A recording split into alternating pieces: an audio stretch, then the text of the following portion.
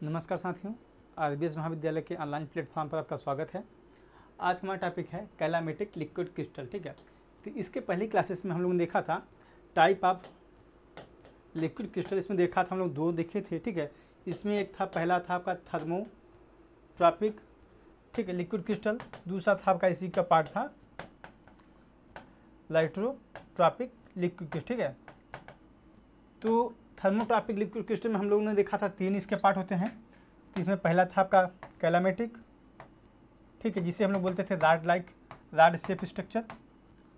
दूसरा आपका था डिस्को, ठीक है, या फिर डिस्क टाइप स्ट्रक्चर था इसका। ठीक है, ये था। तीसरा आपका था बेंट, जिसे बनाना लाइक स्ट्रक्चर हम लोगों ने देखा था। ठीक है ना, तो आज हम लोग पहला देखते हैं इसी क्रम में कैलामेटिक लिक्विड क्रिस्टल क्या होता है, उसको समझते हैं पहले। ठीक है, तो शुरुआत करते हैं फिर। The most frequent type of molecule that forms mesophase is rod shaped molecule.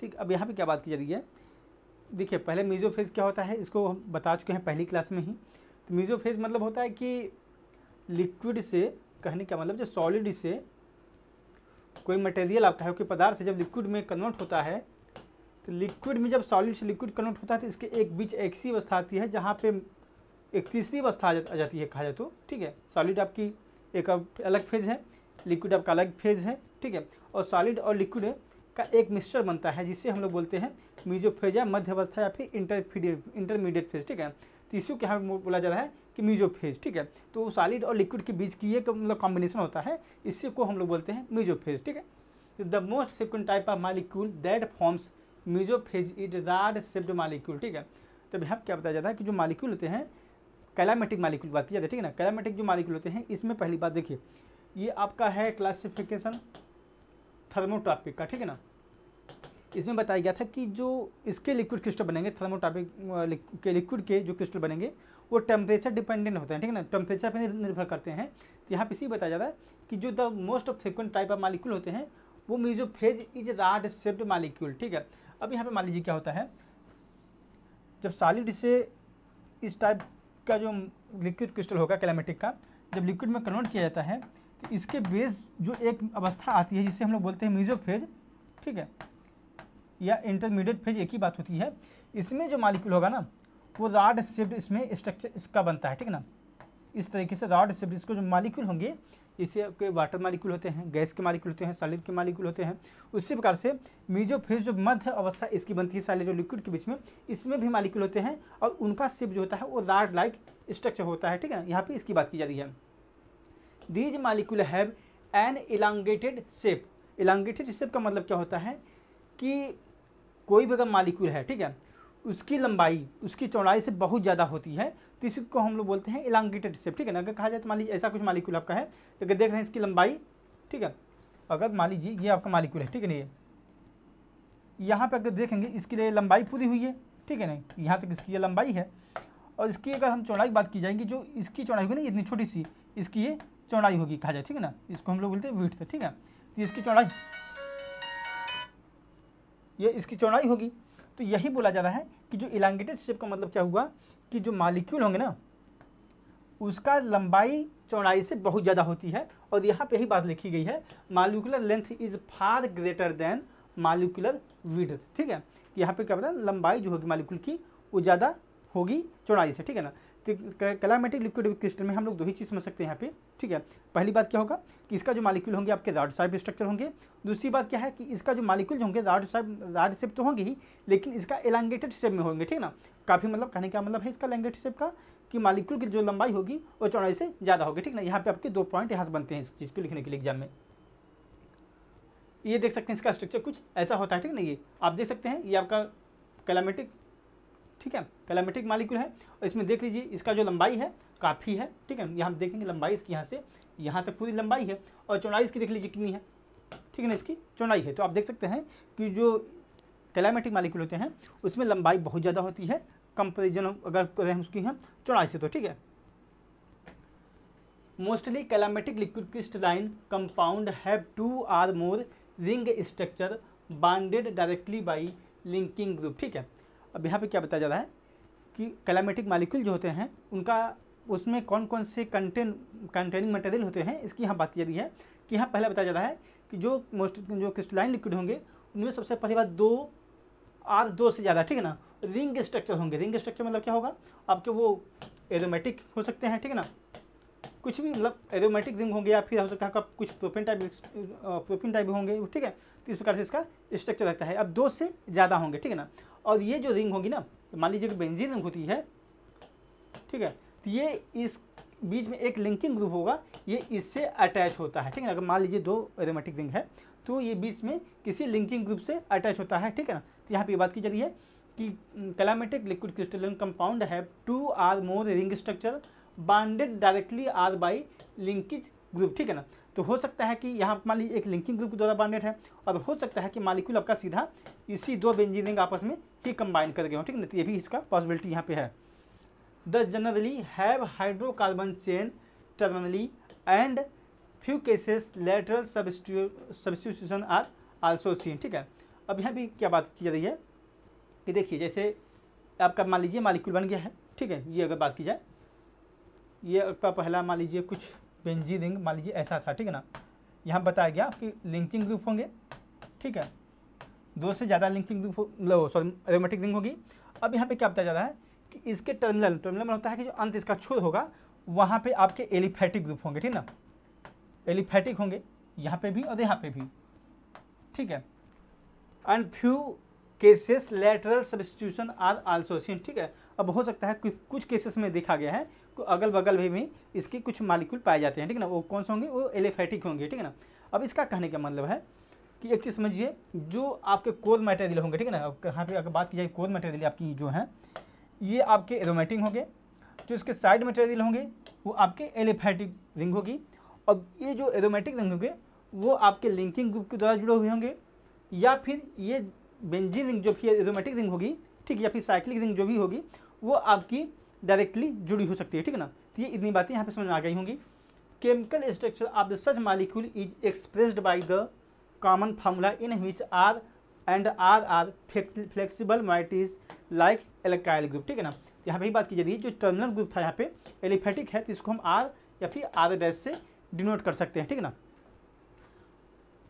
XYZ are usually smaller group, ठीक है। अब XYZ क्या था, जो मैं बताया था आपको, पार्सली ग्रुप होता है ना, जो अगल बगल से जुड़ जाते हैं कभी, तो इनकी यहाँ बात की जा रही है। लेटरल सब्स्टिट्यूशन जो है ना, वो यहाँ पे XYZ की उसकी बात की जा रही है, ठीक है।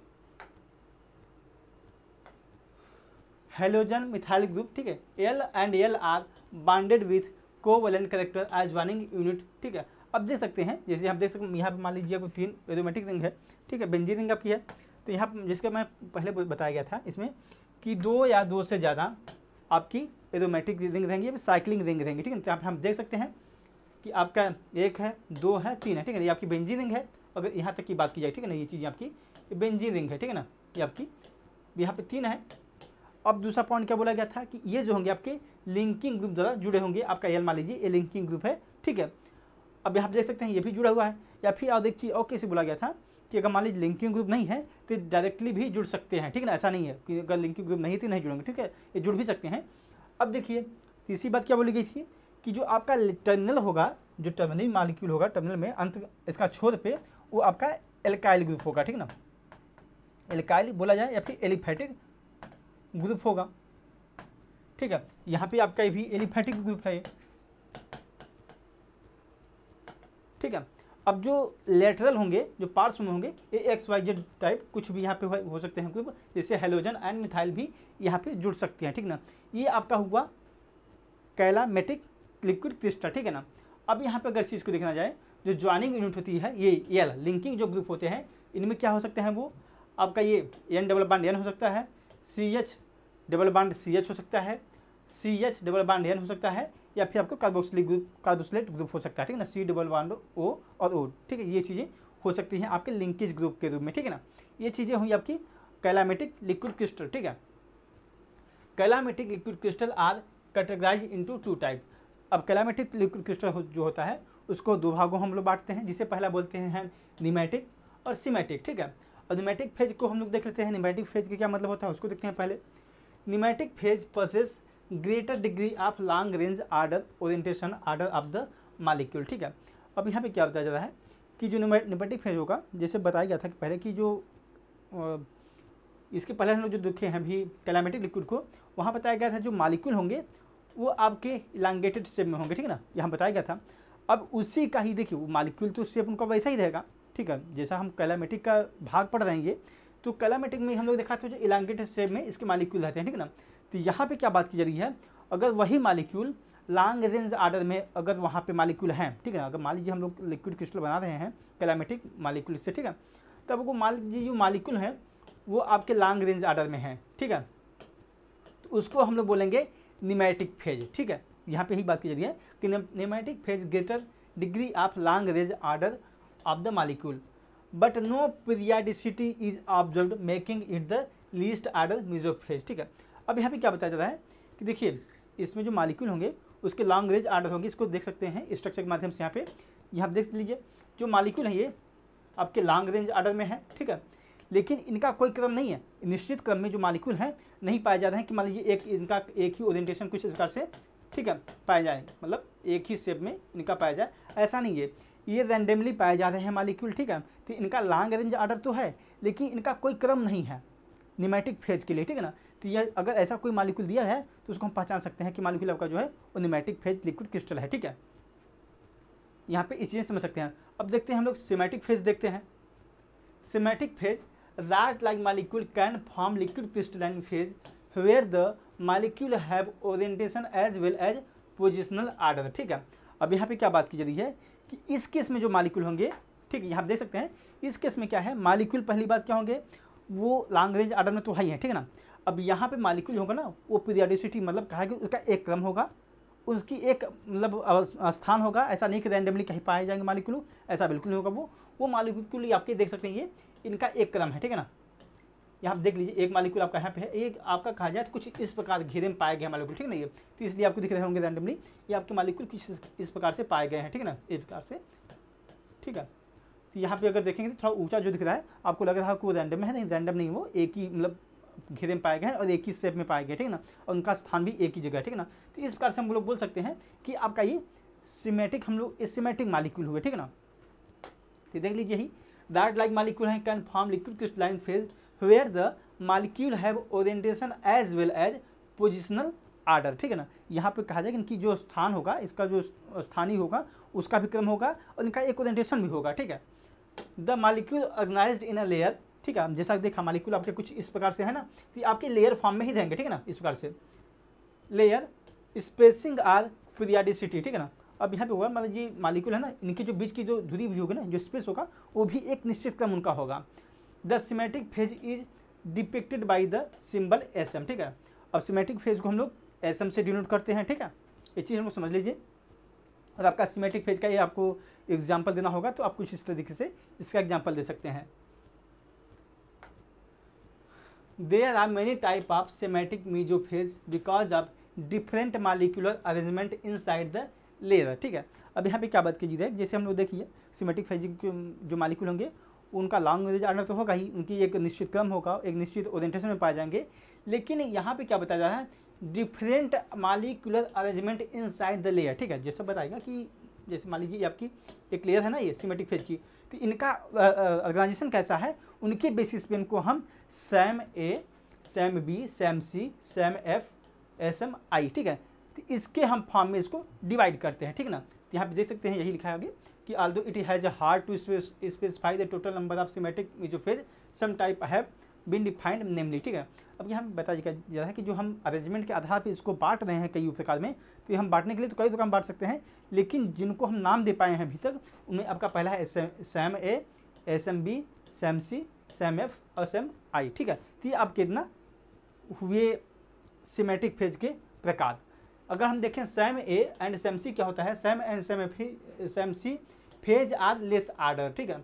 अब यहाँ पे बात की जाए कि जो सिमेटिक, देखिए सिमेटिक फेज में तो आर्डर है, ठीक है, लेकिन सैम एंड सैम सी में मतलब कम है आर्डर, इनका जो मालिक्यूल होंगे आर्डर में थोड़े से कम है एंड फ्रिक्वेंट कॉमन फेज, ठीक है। तो यहाँ भी बताया जा रहा है कि जो सैम एंड सैम सी होंगे उनमें जो आर्डर होगा वो सैम बी, सैम एम आई के सैम बी, सेम एफ और सेम आई के कंपेरिजन में इनमें आर्डरनेस कम होती है, ठीक है ना। तो इसको हम बोल देंगे तब Sm A and Sm C, ठीक है। अब देखते हैं सेम बी और Sm F and Sm I are highly ordered symmetric phase, ठीक है। अब इनकी बात की जाए, जैसा कि इसके लिखा सेम ए सेम सी में कम आर्डर थे और इसमें क्या होता है, मालिक्यूल काफ़ी आर्डर में होते हैं, ठीक है ना। In which the molecule possess hexagonal order within the layer, hence they are termed as hexatic symmetric liquid crystal, ठीक है। तब यहाँ पे क्या बताया जा रहा है कि देखिए आर्डर तो पहली बात समझ लीजिए कि हम लोग अभी देखा ये सिमेट्रिक फेज, ठीक है। सिमेट्रिक फेज में हम लोग देखा कि जो मालिक्यूल उसके होंगे वो आर्डर में होंगे, ठीक है ना। प्रॉपर उसका ओरिएंटेशन होगा और उसकी पोजीशन उसकी होगी, ठीक है ना। लेकिन इसमें क्या होता है, इसमें भी कुछ ऊपर नीचे होते हैं, कुछ कम ज़्यादा आर्डर में होते हैं, कुछ बहुत ज़्यादा आर्डर में होते हैं। तो उसी क्रम में हम लोगों ने जब कम आर्डर में मालिक्यूल हैं तो उसको डिफाइन कर दिया हम लोगों ने सेम ए और सेम सी की कंपेरिजन में, ठीक है ना। उसको बता दिया आपको सेम ए और सेम सी है, ठीक है। अब जो बहुत ज़्यादा आर्डर में मालिक्यूल हैं, ठीक है, तो उसको हम लोग बोल दिया Sm B, Sm F, Sm I, ठीक है। इसका एग्जाम्पल हम लोग देख सकते हैं ये, ठीक है। सेम ए एंड सेम और बी, ठीक है, सेम सी व्यवस्थाओं के व्यवस्था ये देख सकते हैं। पहली बात ये मान लीजिए आपका ये है, देखिए बहुत ज़्यादा आर्डर में है ये, ठीक है ना। देख सकते हैं इसका शेप एकदम प्रॉपर है, यहाँ पे है ये इनका ओरिएंटेशन लेकिन अलग हो गया है, इनका आर्डर थोड़ा सा कम अच्छा है, ठीक ना। तो इनको हम बोल सकते हैं ये आपके हो जाएंगे सेम ए और सी हो जाएंगे और आपका सेम बी एफ आई हो जाएंगे, ठीक है ना। तो इस प्रकार से इसको हम लोग बोल सकते हैं कि आपकी ये सेम ए है और सेम बी और आई है, ठीक है ना। वो अब हम लोग चीज़ समझ लीजिए, जब बहुत ज़्यादा आर्डर मालिक्यूल हैं तो उनका एक लेयरिंग जो फॉर्म बनती है वो हेक्सागोनल टाइप स्ट्रक्चर बनता है, जिससे हम लोग बोलते हैं हेक्साटिक सिमेट्रिक लिक्विड क्रिस्टल, ठीक है ना। तो इसको अगर देखने के लिए हम देख सकते हैं, इसका एग्जाम्पल हम लोग अगर देखेंगे तो कुछ ऐसा बनता है, ठीक है ना। ये हेक्सागोनल टाइप स्ट्रक्चर देख सकते हैं यहाँ पे, ठीक है, ये आपके ऐसा कुछ, ठीक है। तो आप देखिए लेयरिंग फॉर्म है ना वो, तो इसको हम लोग बोलते हैं हेक्साटिक सिमेट्रिक लिक्विड क्रिस्टल, ठीक है। तो इस प्रकार से हम लोग इसको समझ सकते हैं। तो आज की क्लास हम लोग यहीं तक रखें, बाकी नेक्स्ट क्लास में देखेंगे हम लोग डिस्कोटिक लिक्विड क्रिस्टल, ठीक है।